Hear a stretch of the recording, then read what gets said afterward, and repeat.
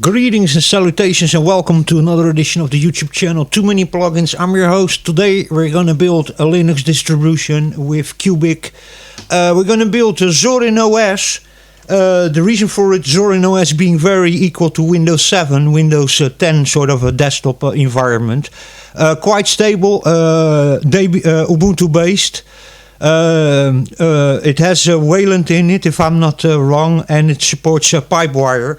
I'm going to use Zorin OS 17.3, but the Lite edition, so that's not the core or the education edition or the pro version, the one of $50. I'm going to use the Lite edition, which it's still released, but in Zorin OS 18 release, they're going to drop the support for the Lite edition because they say that the core edition, the normal free edition or the education edition today is almost the same speed, so it's also very light, so there's almost no reason for them to continue to make the Lite edition, so there you go. But I'm going to still use this one. It's just a little bit lower, lighter still on resources, so we're going to use the Lite edition. We got the terminal over here. We're going to start then with Cubic, and first I'll show you the empty ISO directly downloaded from the Zorin website and the amount of packages that are installed, and then we're going to add a lot of packages in there for audio production, so music production and graphical design and video editing. And then also put a low latency kernel over there. For anybody interested, in the end I'll put the project on my Google Drive down in the description. You can download it if you want to try it yourself, or you want to even still play around with it, or just install it and run it. The MD5 checksum is over there also, so you can check it out if you want for yourself. And you can also load it again in Cubic and then add even more packages, or take packages away and then write yourself a new ISO. By the way, anybody wants to get Cubic, you have to get through it's not normally available in the software stores anymore because it's not maintained anymore, so you need to add a repository. I think it's a PPA that I added, so it's in most Linux versions through opt it's not available anymore, and in many snap packs you can't find it also anymore. I think I got it from GitHub or something, where there was a link to an older repository where I got the Cubic from. But anyway, here we go, and during this we're going to talk a little bit about Linux and why Linux is not evolving.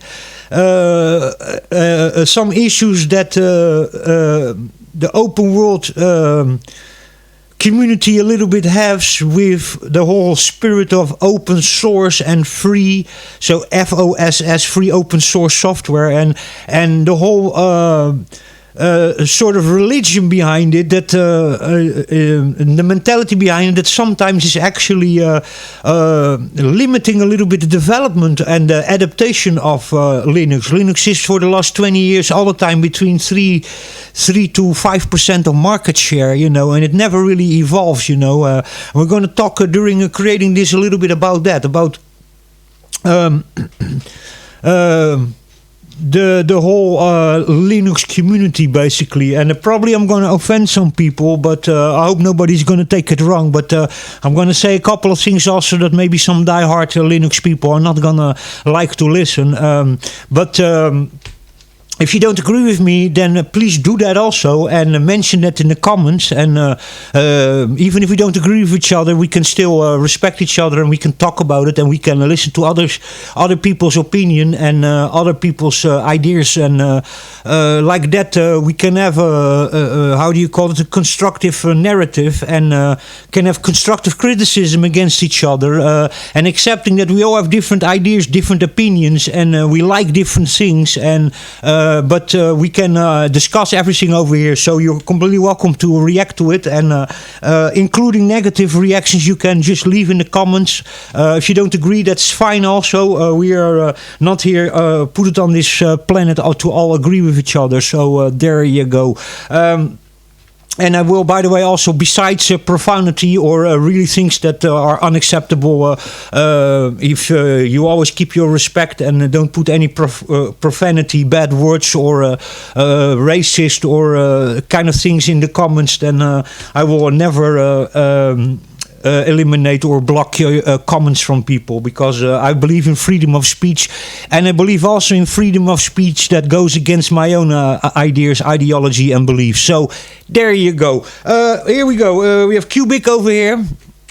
We're gonna run Cubic. I got already the ISO. So the ISO I have already downloaded just.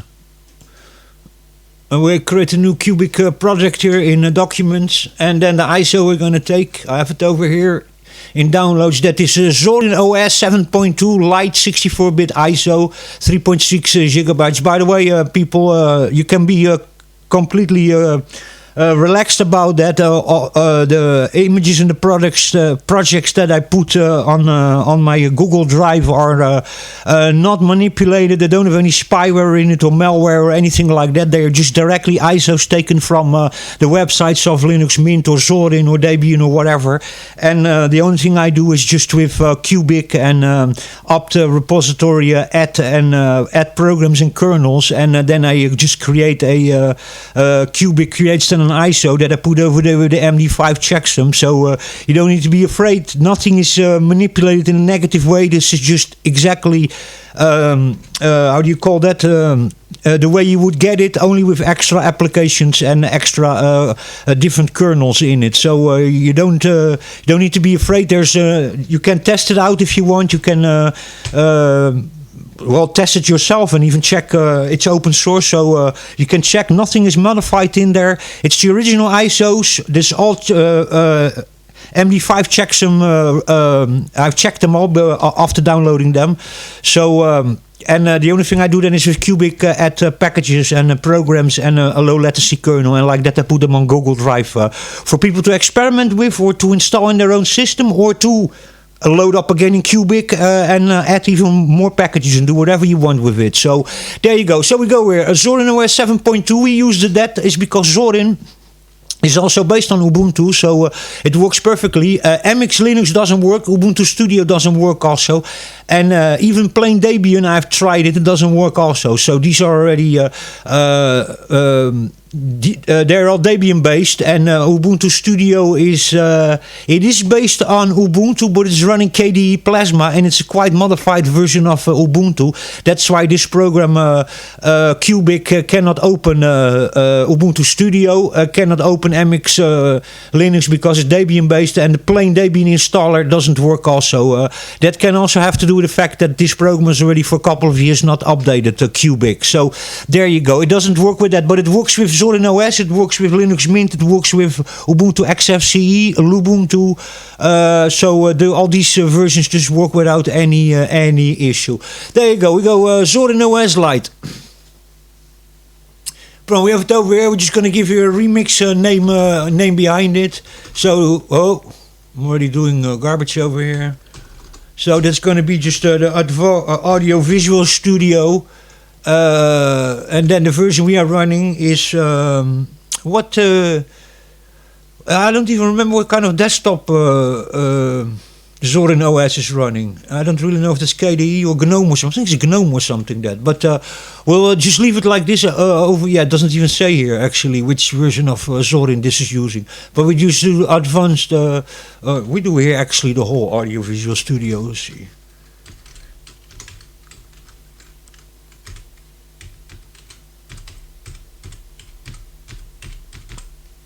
I also place these things over, and then this one's going to be only AVS.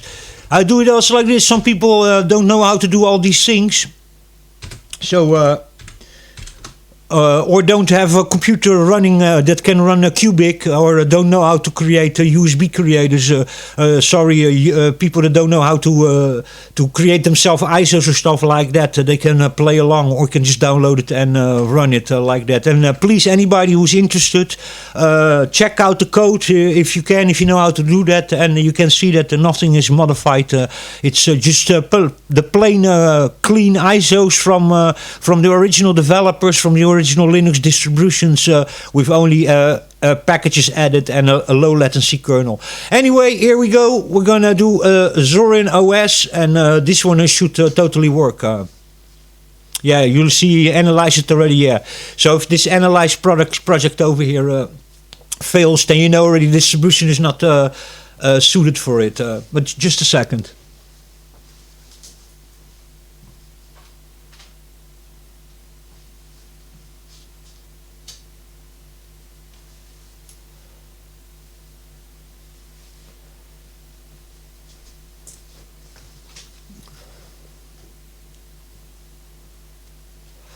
Let's just install for a moment.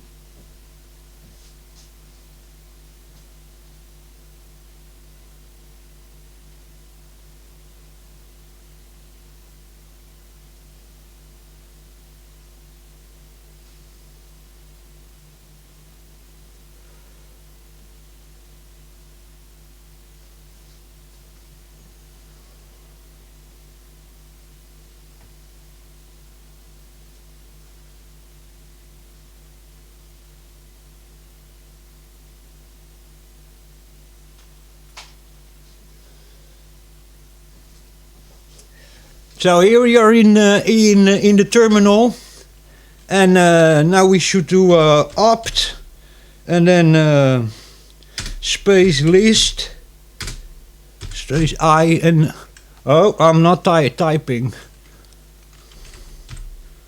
Space list I. Okay. And now the ops list I, and then space, and then I don't remember what it exactly was. Gotta check that over here. Well, I cannot run this terminal now. I need to open a new terminal, otherwise I'll close Cubic.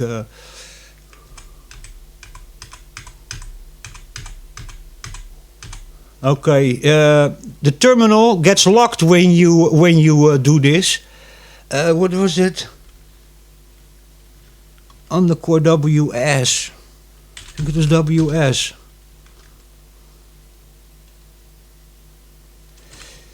Yeah, that doesn't matter exactly about how many packages it is, but I just wanted to quickly check. Only I forgot the last how do you call that, discrepancy in the end of this one. But this is all the packages that are installed. I just wanted to see the number.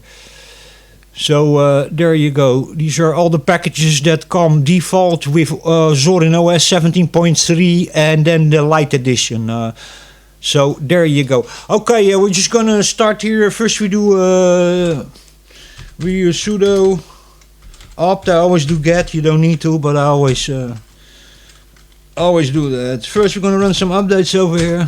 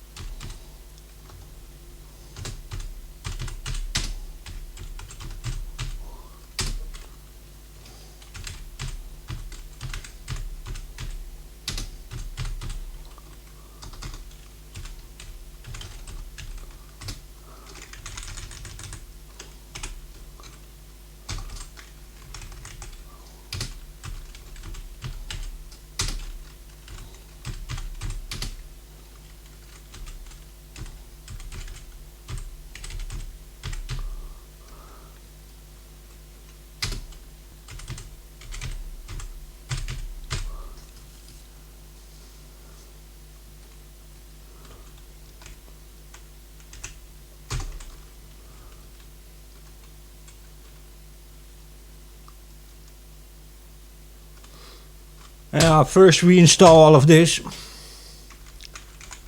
Oh, already made a mistake here.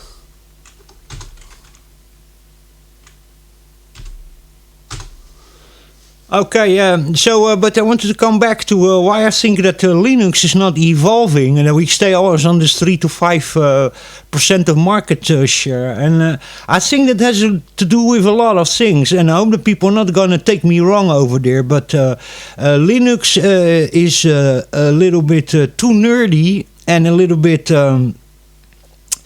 it's almost like a religion sometimes, and people who are into Linux, they're a little bit anal about certain things, and they want to keep everything very nerdy. And also the free software philosophy is sometimes actually a little bit holding back the evolution of Linux, and also the adaptation of people to run Linux as a desktop, because Linux is always presented in a very nerdy way. And what I mean with that is in a very religious way, almost sacrilegious kind of way, that the people are into Linux, they talk about the things and they do the things in an almost cultist religious kind of way.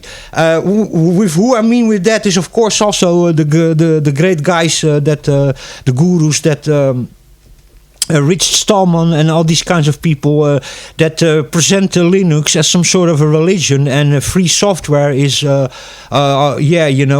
way that they sometimes do about it, and then, for example, also if you look at how mental the Linux community becomes when something becomes paid, or where there is a paid version also available, like with Zorin OS, there's a paid version of $50 where you are, basically just contributing to the products. That will be the same as you make a donation, and then people get completely angry to Zorin OS that they have also a paid version, but they have also 2 free versions, the core version, which is just as useful as the other one, have just extras, and then you have the education version for schools with a lot of educational software in it, edutainment, not entertainment, they have the one paid version, but that's then the same as other distributions also asking for a donation, and the whole Linux community gets then angry about that, but I don't see really a problem with that, and that's a little bit what I mean with free software, and to being too nerdy. I'll explain the too nerdy part also, but the Linux world wants everything free, and we want always everything open source and free. But then we complain a lot, even about 3 things. We complain a lot, and that's actually kind of a shame, because there's a lot of companies who don't want to invest in the Linux platform because it is a crowd of people who want only always everything free. You see what I mean, and complain a lot even about free programs, And I'm against the proprietary, I love the whole philosophy of open source and everything free. And I'm myself a little bit also like a free person, sometimes a little bit of a pirate, not a pirate in the sense of downloading illegal content, because that I don't do. But in other ways, I have a kind of a free floating mentality. But the problem with Linux is a little bit that everything needs to always be free and never for nothing. We want everything. We want to sit front row, but in the theater, but we never want to pay for it. And this is the reason why many companies don't want to invest in the open source platform, and that's holding back the development. And of course, there are companies who are doing it. For example, many people don't know. But most Linux distributions and projects, they work on donations, so free software that you have, both Linux versions and even software like Audacity or LibreOffice or those kind of things, those free tools that we have, available, free software and GIMP is comes all on a donation base, But if you want to know the real truth, many Linux users, many don't donate any money.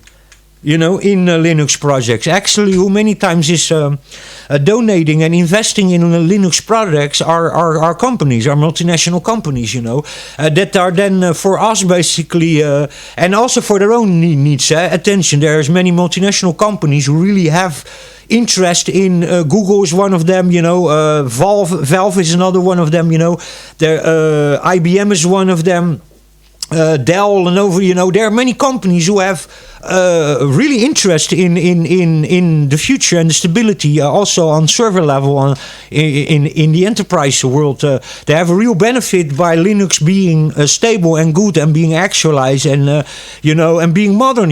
So, and these are many times the companies that are actually paying for this free software, while we are all the time attacking them and telling we don't want proprietary software. But the reality is that many investments that go to the Linux world, the donations of the Linux users is very low, and the biggest amount of money that they get is many times from companies who are into proprietary software and services. So, you have to see that also. And then another thing is the religious part of it.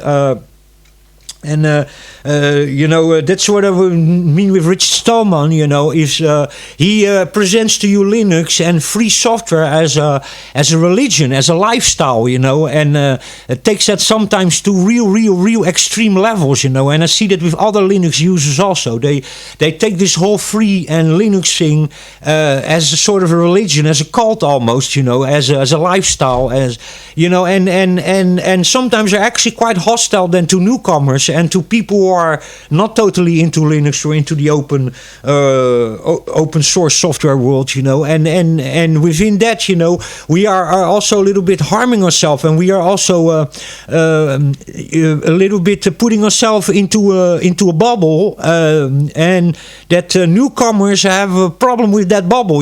It's too much a nerdy bubble where too many people are within that echo chamber of free software and nerdy behavior. I call myself a nerd also, by the way. Don't understand what I'm saying here wrong, but you have people that take it almost as a religion, and I think that scares away a lot of people to Linux and to open source software, including also companies and investors. And I think that we have such a small market share is because we are so niche and so nerdy and so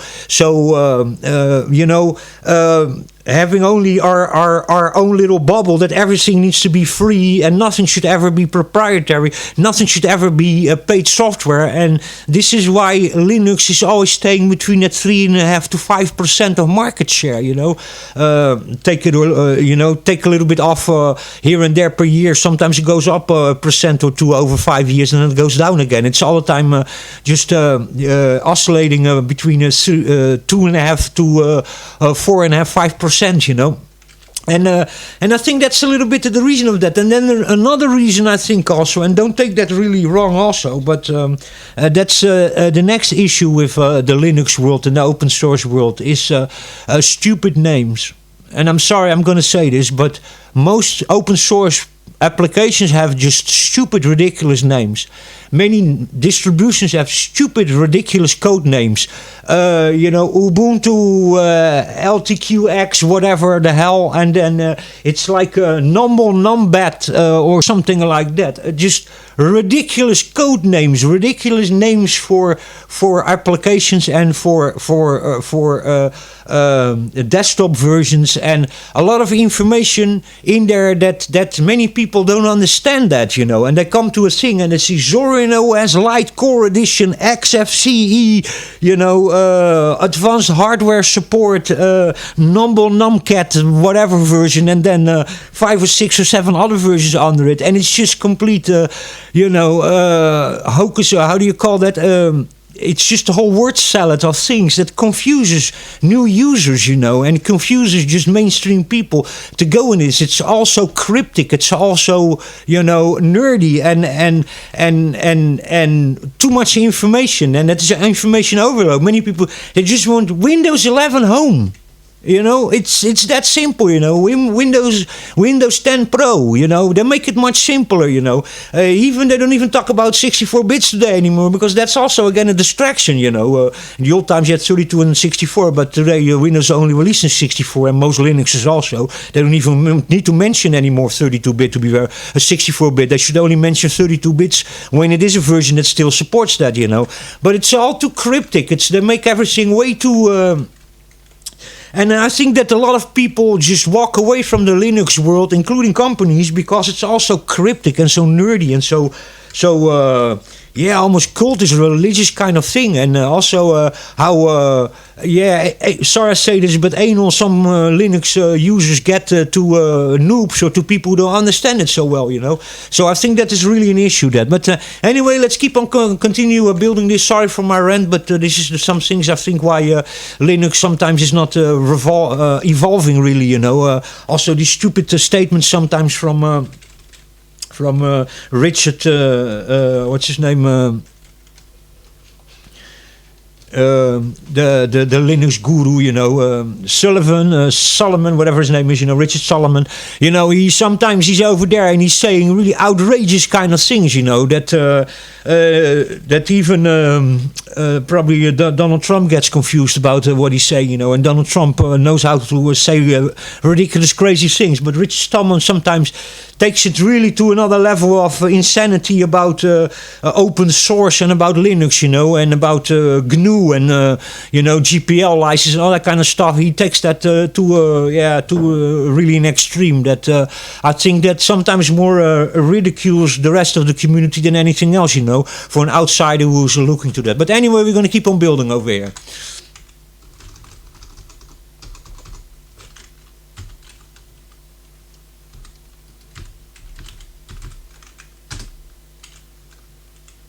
Oh, sorry.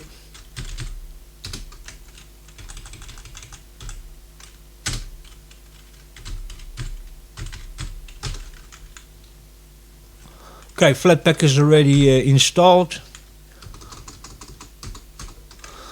So now we just need to go and see what I already installed over here. Okay.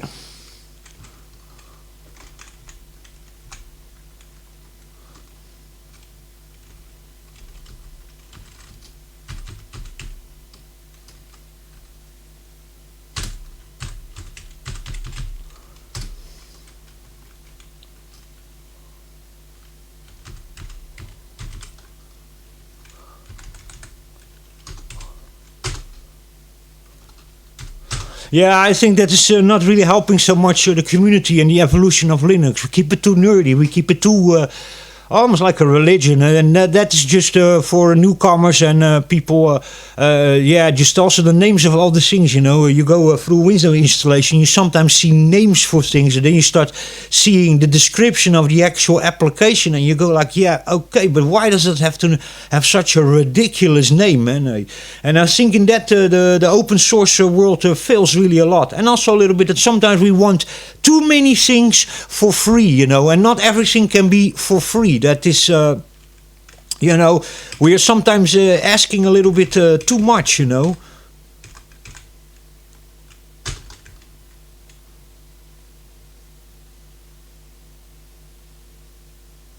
Yeah, so there you go.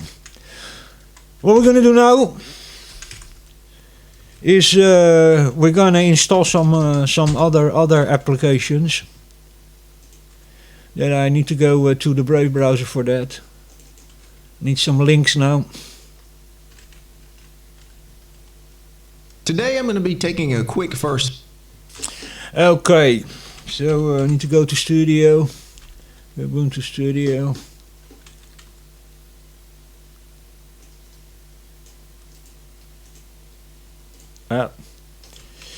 Now just going here first install the Studio apps.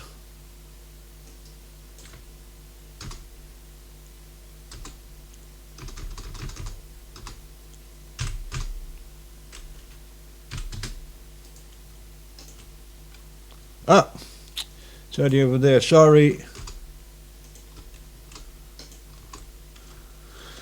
Sorry about that, I'm already doing shit over here. I'm sitting a little bit in a difficult position here for because of the microphone.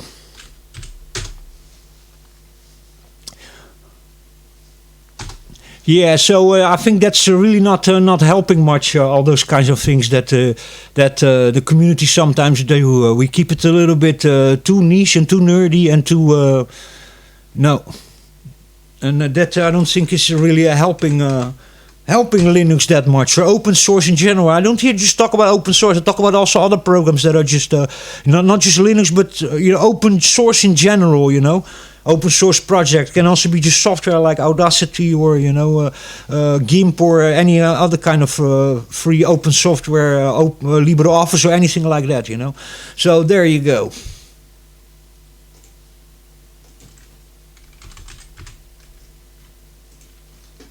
Put some PPAs over here. So first we're going to do this one over here.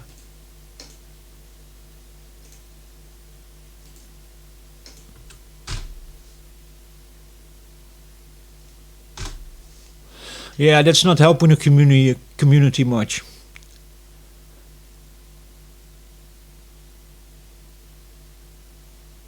And what is a little bit of a problem also, it's like a package standard, We have now 4 or 5 different package standards, I think they should also start standardizing, making a sort of a standard more for packages, because and then also because you have many Linux versions who are a little bit all duct taped together also, and what you get, it's like sometimes you have to also understand, that that for developers is very different also, because it's not just that they need to develop a version for Linux, but they need to have a develop a version who works on many different distributions of Linux. And because in Linux many things are a little bit duct taped together, you can have really discrepancies between certain distributions, already. I have had that many times, that certain programs, Linux programs even, that just work fine on one distribution, on the next distribution it totally doesn't work, or it first works and then the next updates or the next version that you get of your Linux, it doesn't work anymore, and then they jump again also, It's a problem also that in Linux they're too many times also jumping from Wayland to Xorg 11, then they're jumping from Pipewire, then they're jumping from KDE Plasma, they're jumping back to LXQT or to XFCE, and it's all a whole mess, man, and that's sometimes a little bit of an issue also, that, this is why also the compatibility is also quite broken, even with programs that are literally Linux compatible, Yeah, so there should start being some standards also, but that's just that's my opinion about that, but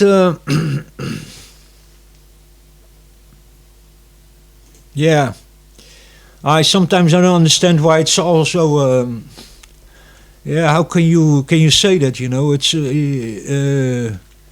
so polarized, everything is so fallen into separate clusters, the whole ecosystem of Linux, and that's sometimes a real issue. That I think there should be some more standards, and I think if things a little bit are more standardized, that we also get much more compatibility for Windows apps, and also for Windows apps and Linux apps also, and that also much more companies are also willing of writing software for Linux or porting games to Linux.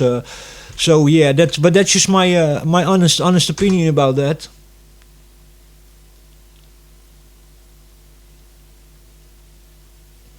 Okay, so that was an update. Okay, so now I'm gonna go here.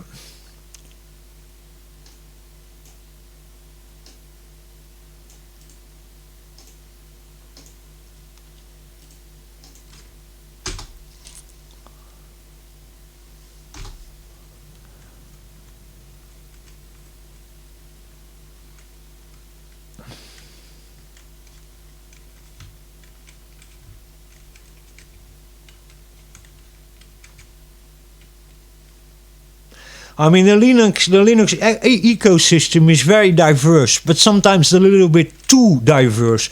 Also, if you start looking how many different distros or Linux spins are out there, it's absolutely incredible. It's sometimes I think it's like between 4,000 to 5,000 different Linux distros and desktops. And that's also a little bit like, do we really need that? Is that all really necessary? And then also with all the problems that then also with compatibility and breaking packages and all the kind of issues that all of that also gives. So there should come a little bit more of a standardization. And that even in Ubuntu is already a little bit more standardized, but still, even between Ubuntu versions, there's big differences in compatibility. Also between some desktop environments. One thing runs really good on XFCE and it doesn't run on LXQT or something, So, or KDE, it runs fine, and on GNOME it doesn't run well. That's also a little bit the problem of GNOME and then KDE packages, and it's a mess, to be very honest. But I like that, or I think it's cool. It's everything is a little bit Frankenstein together. All little components and little packages are borrowed from everywhere, and that makes the ecosystem. And it's really cool, and the philosophy is really great. But sometimes it's holding back the evolution of software and of Linux, and also the adaptation for many people to jump over to Linux and have also a compatible and a smooth experience. So there you go. Without complicating the things too much. That's just my honest opinion about that. Sorry, that's my rant. And now I'm going to get a lot of negative feedback about this because the Linux community is really like that. So I'm saying all of this being completely aware that I'm going to be probably attacked in the comments and that I'm the devil himself, and they're going to probably try to cancel me out, but this is my opinion about it. And then again, I say I love Linux. I love the Linux community, but there are some things that sometimes I think that we should start doing a little bit in a different way. But that's just my honest opinion about that. So yeah, just gonna download this.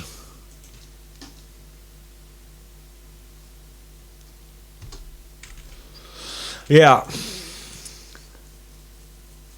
And the thing I think is also a problem is, don't take it wrong, but snaps and flat packages. It starts to becoming sometimes a little bit confusing. That is because you can, in many systems, you can install flat packages or snaps, and you can then install the latest version of a program. But then, for example, on Debian Stable, that doesn't support the latest versions. And that's the real issue is that, because you can then install version 2.4.1 of Mix, but on Debian Stable that doesn't work. That you have to have version 3.1.1 or something, because it only supports older versions, and that I think is also getting a mess. Is that now everybody is, you have an opt-get, so you have the Synaptic, the old Debian installers, the opts, and then you have PPAs, the repositories, and then you have the snap packs and you have the flat packs, and that confuses people. And then especially they install something and they don't understand why it doesn't work. It's because that flat pack or that snap pack is the latest version, but their Linux doesn't support the latest version and doesn't have the latest kernel. And this is a real issue, is this. And then people get confused, and then they walk away from Linux, Yeah, so don't take that wrong, but that's really what I think, is that that's starting to get a little bit confusing. So after this, we're going to now install the Brave browser still. Going to install Telegram also. Then the low latency driver.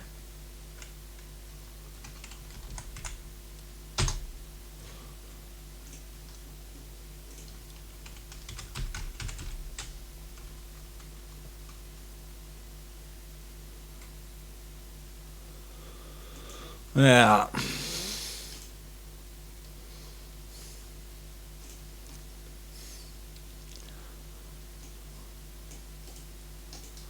And we get all the time Linux gets more polarized. So many distros, so many package managers, and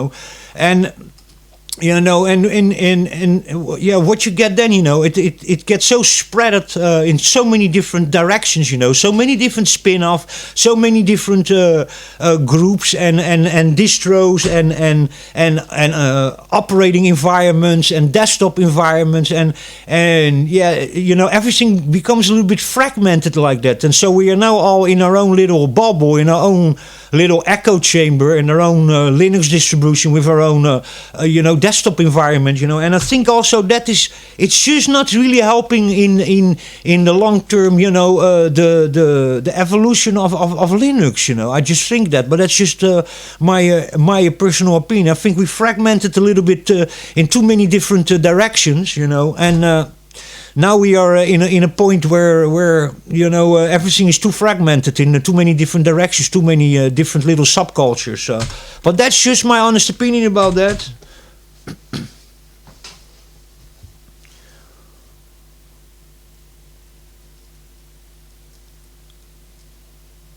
So yeah. We got to keep it a little bit. I think that even Ubuntu, when they came out, and it was in 2004 they came out, and I started using it in 2008. I started using Ubuntu. Before that, I have used in the year 2004 for some time Knoppix, Kurumin 3 Linux. Now still an update.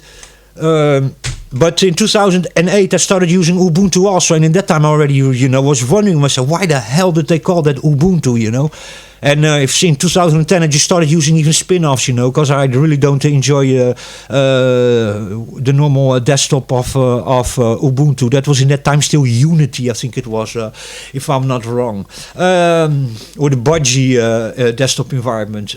So we have everything now here. Yeah, the Brave we have already. Now we go to Telegram. That's just the apps that I want.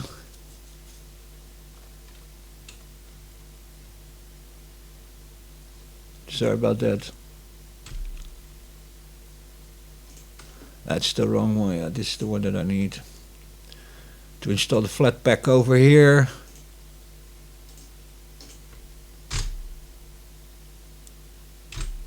Yeah.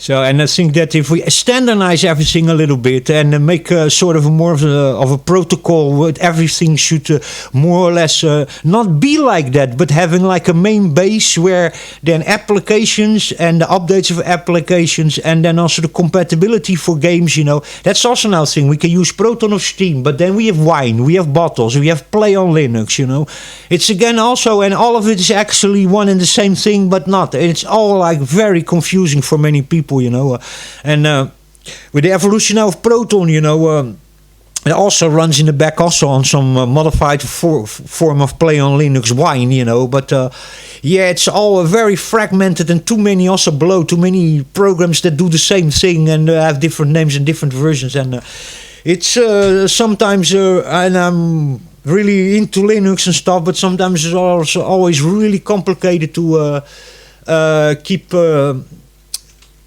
Flatpak run. Yeah, okay. Well, we don't need to run it because it's already done. So what do well, I need the low latency kernel. I never remember the name of it. I should now already remember just the name, so I don't need to search this up. But we need the low latency image over 24.04. We need this one.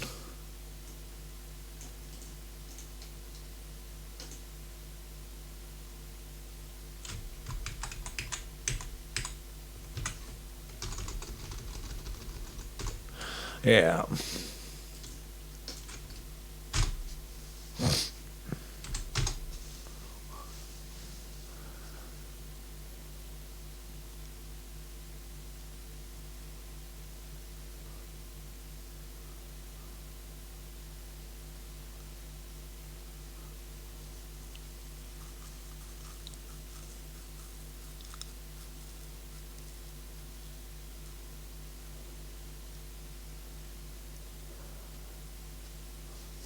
So now we have also the latest and the greatest versions. We do still a sudo upgrade still after this. Search the auto remove. And hopefully everything is working.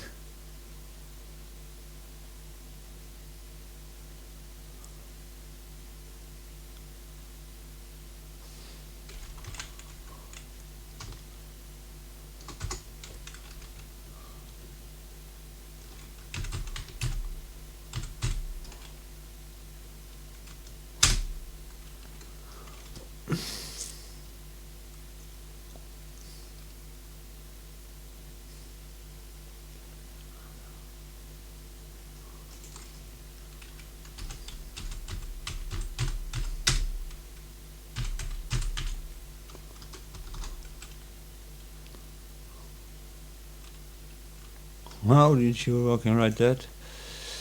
Around therapy, it's like that, yeah. Oh.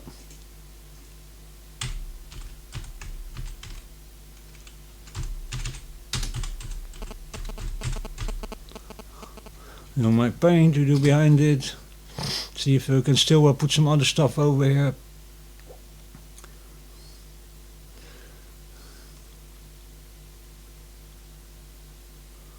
I think in Inkscape we have already also. There's a Blender dark table we have already. In Tangle we have already.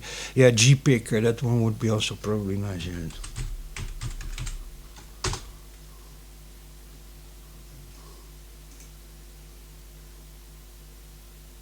GPick. Oh, sorry.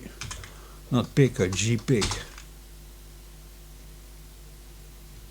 Oh!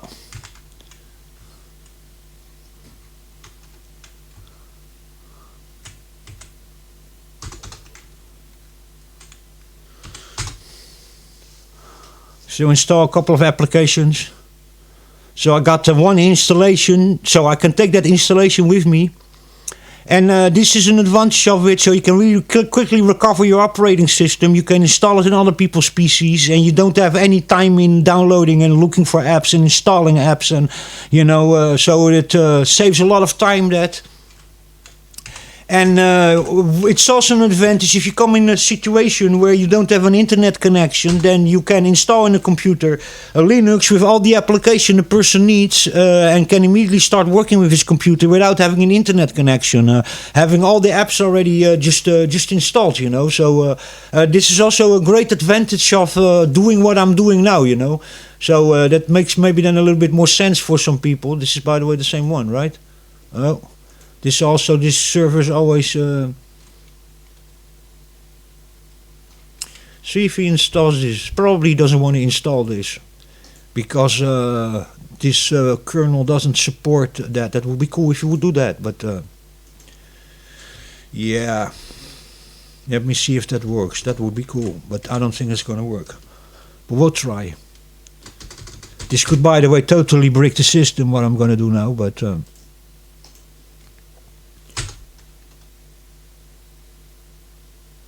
Yeah, you can't find it. It's not in his repository because this Linux image kernel 5.4 is a very old one. It's not in the repository of this of Zorin OS because it uses already 6.8 or 6.11 kernel. So there you go.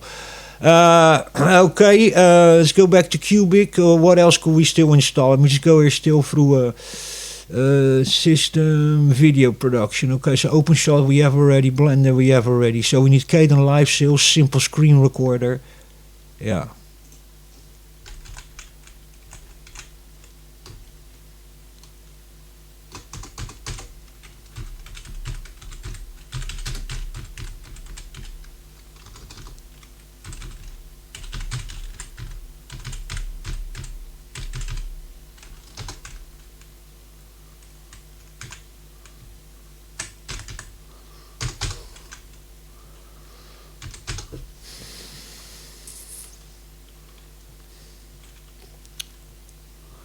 So yeah,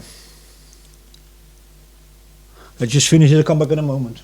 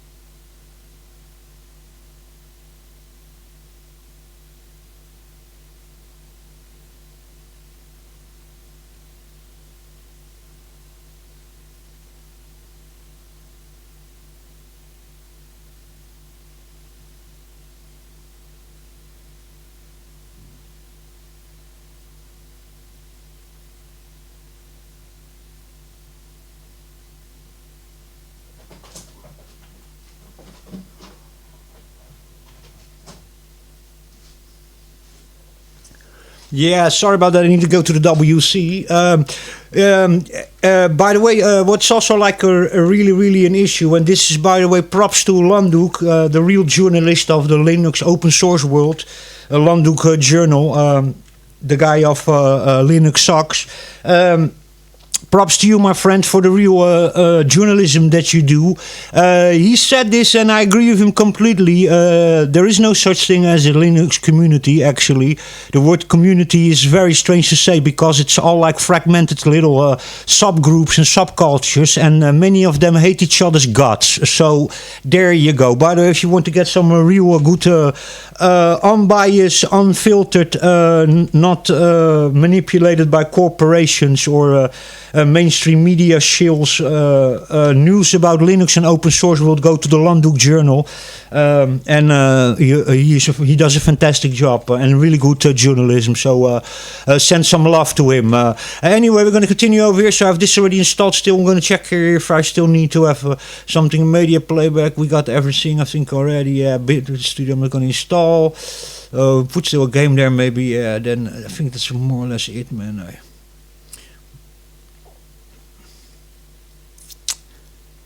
We can still install Brasero.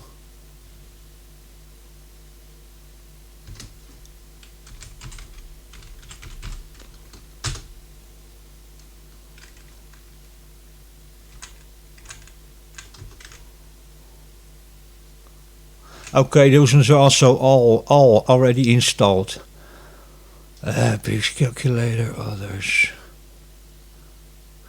Video production, we got OBS, okay, then live. Yeah, we got basically everything. We have Simple Screen Recorder already installed. Productivity, got everything also. Media playback, we got everything. We do still Hex shit, maybe, yeah. Yeah, the rest is already there.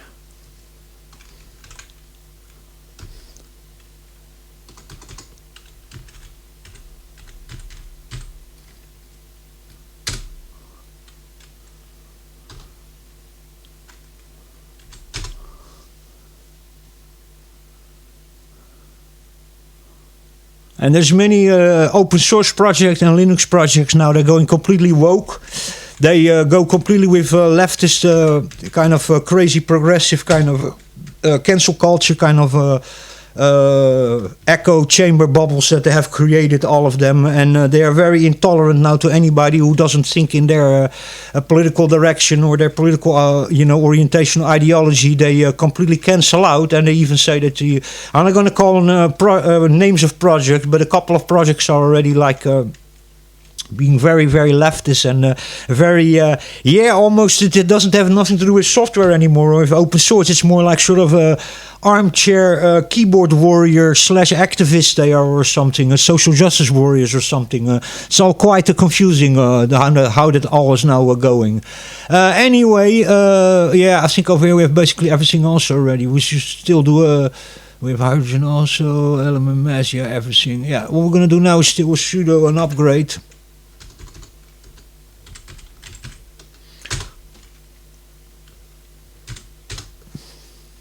So yeah, that's a little bit of shame also that now many open source projects and Linux distributions are getting very, very political and all about identity politics and stuff like that, and extremist leftist progressive ideology that I don't think that there should be there's any space for that kind of political stuff in open source and free software and in software development in general. But today they want to put all their identity politics and all their political propaganda into movies, video games, open source softwares, music, the cinema. It's movies. It's really, really crazy. But anyway, forget about that.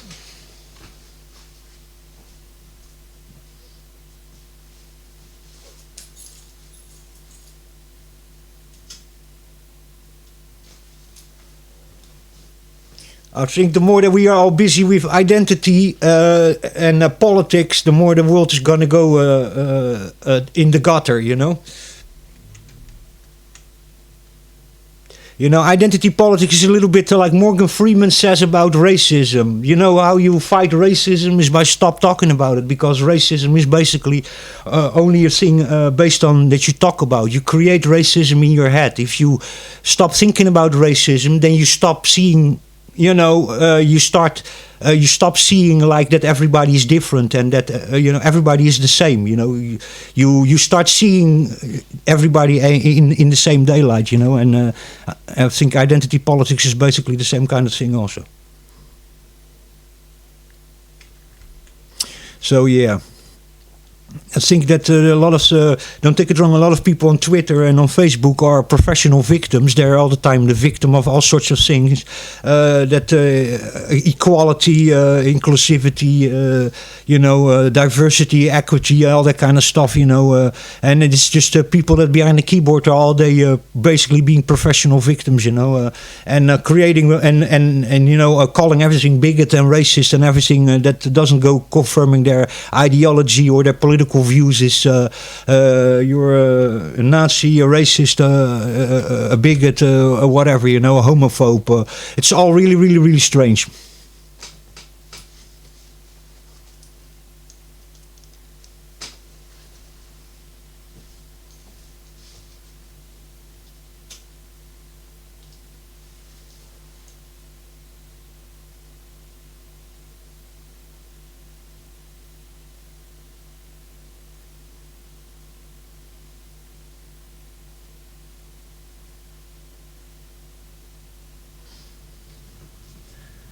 Yeah, it's a bit also like Elon Musk says, and it's really true, you know, is that diversity, DEI, you know, is basically killing creativity, you know, and I totally agree with that, you know.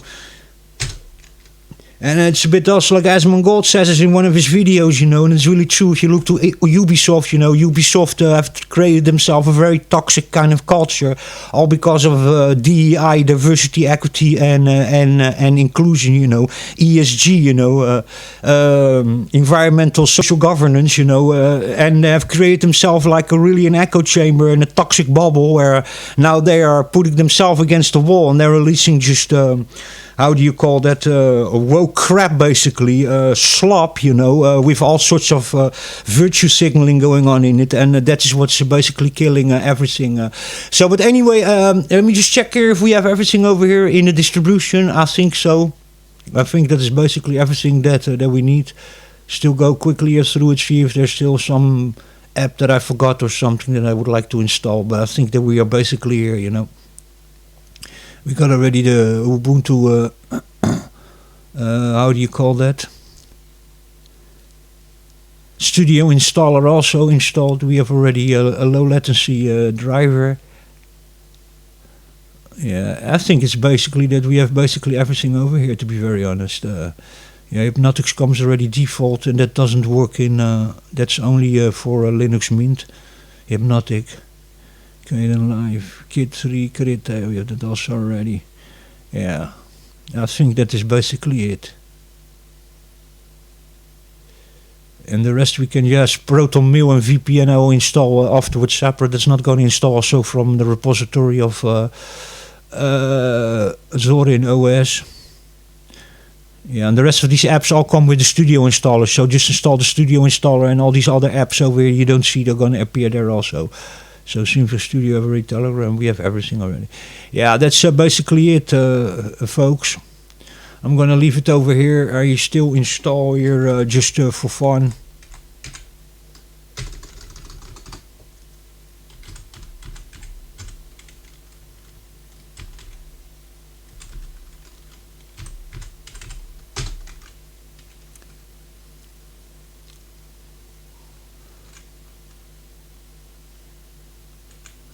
And then we install still also the C-Matrix app.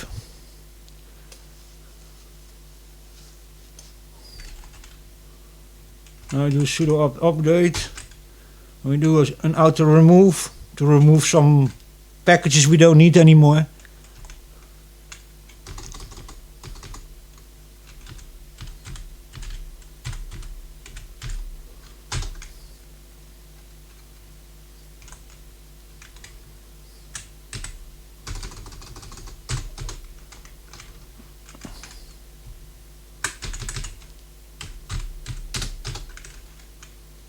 Yeah, there's nothing to remove anymore.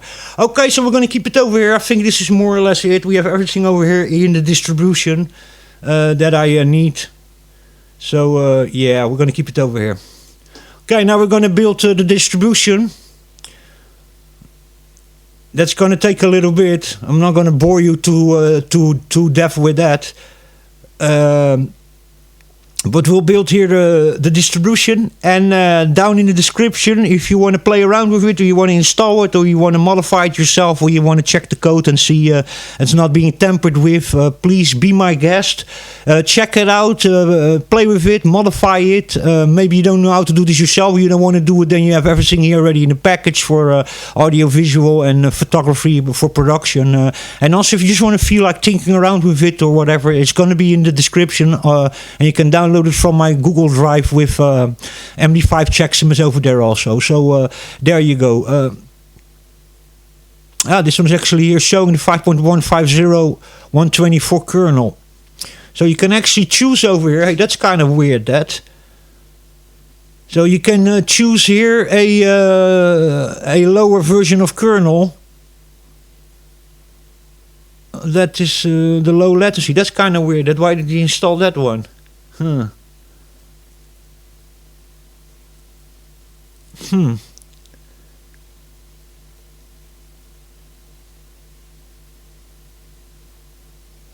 Yeah, 515. This one could be actually also cool, just to try to install this, because this one here supports still old hardware over here. You know, I think I should go back over here. Wait, I should actually go back here and do again. So I gotta search for it. I'm not gonna.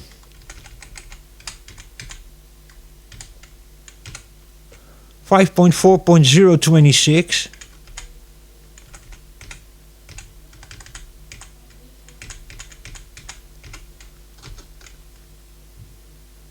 It's already installed. Okay.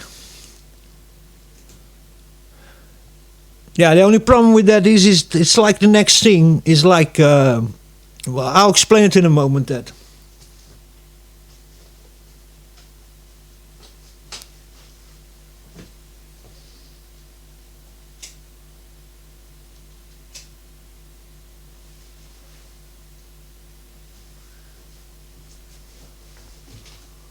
So these are apps to remove, that you automatically remove, and you can select more here to remove if you want, for the minimal installation.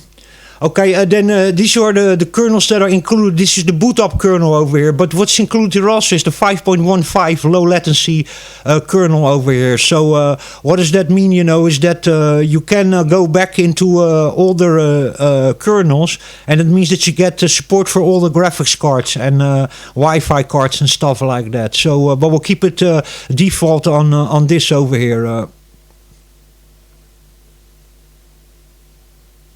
Okay, I'm going to continue over here. We keep the compression normal. This is higher compression, slower installing and compressing, and this is faster, but the size gets bigger. But we keep it in the middle, G-zip, high compression. So we keep it in the middle. But if you want a smaller file size, then you can go over here. If you want a bigger file size but faster installation, then you can go over here. Now we're going to generate it. Okay, I'm not going to bore you to death. I hope you guys enjoyed that. It's going to take some time, this. So thank you for very much for watching. And down in the description is this project if you want to install it or you want to play around with it. Anyway, catch you in the next one. Stay safe, take care, and catch you very soon.